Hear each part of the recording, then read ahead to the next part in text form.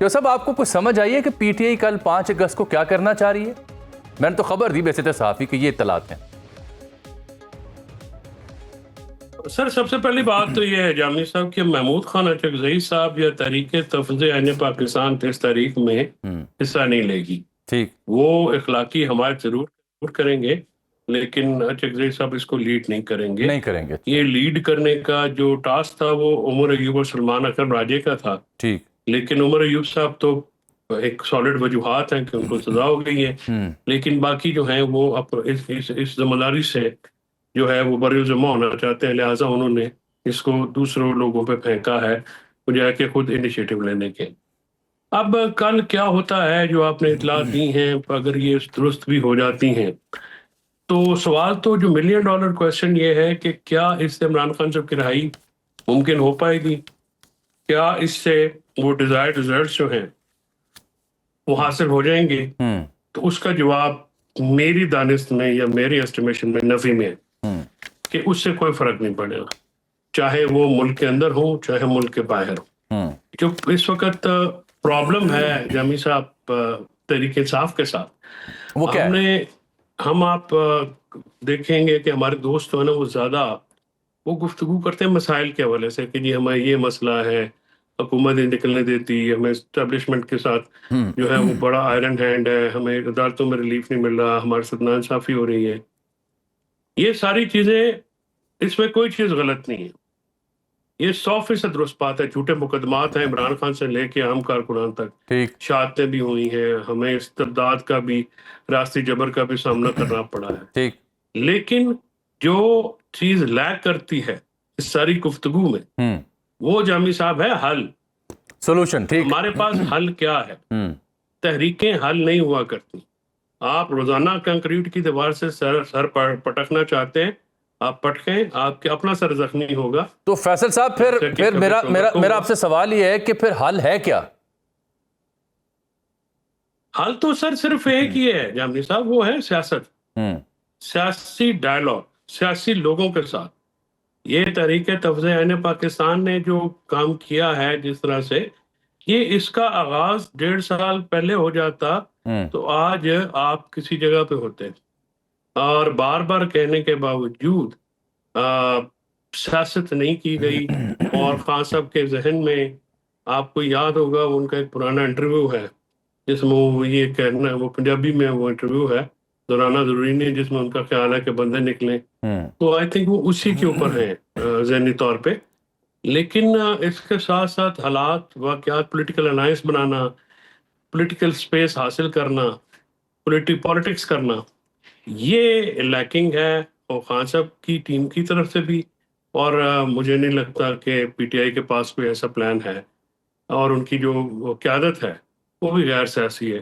تو صاحب اس میں آپ دیکھیں نا، جو تحریک تحفظ عین پاکستان کی اے پی سی ہوئی، اس میں کئی ایک نکات بڑے قابل غور ہیں. نیا میثاق جمہوریت اس کی بات کی جا رہی ہے، سیاسی جماعتوں کو یہ بات کرنی چاہیے، گرینڈ ڈائیلاگ کی بات کی جا رہی ہے، ٹروتھ اینڈ ریکانسلیشن کی بات کی جا رہی ہے. اور پھر آپ نے خود دیکھا ہوگا کہ نون لیگ کے اندر سے خواجہ سعد رفیق جو حالیہ دنوں ٹویٹس کر رہے ہیں، وہ یوں لگتا ہے کہ جیسے وہ اے پی سی کا حصہ ہوں اور وہ بھی اس کی جو ڈیمانڈ ہے اس سے متفق ہو رہے ہوں.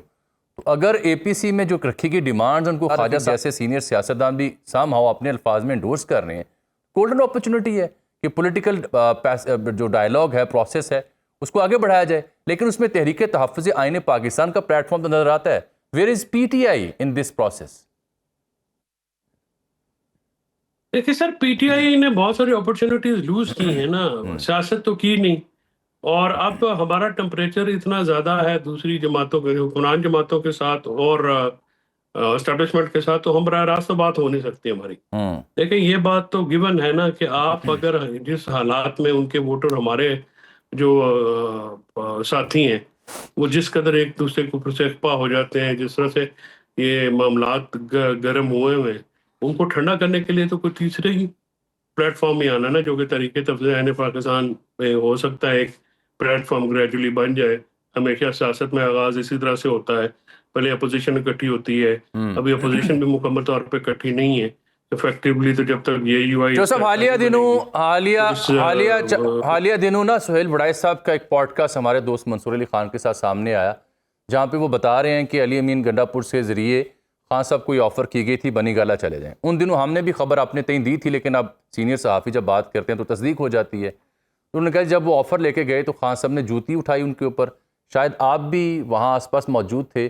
یہ واقعہ تھا کیا؟ آفر تھی، خان صاحب نے مسترد کی، غم و غصے کا اظہار کیا، واقعی جوتی لائی سی انہوں نے؟ نہیں، جوتی لانے والا تو آئی تھنک وہ محاورتاً وہ بات جو سہیل صاحب کرتے ہیں وہی کی ہے.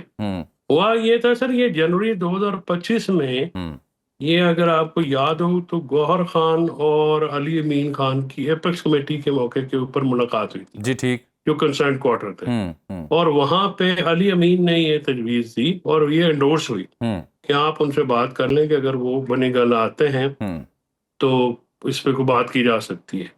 وہ پھر بات آپ کو یاد ہوگا کہ یہ ٹاکس کو ویلکم بھی کیا تھا عمران خان صاحب نے جی اپنے میڈیا کے ساتھ جو گفتگو میں تھی اور ٹویٹ میں بھی.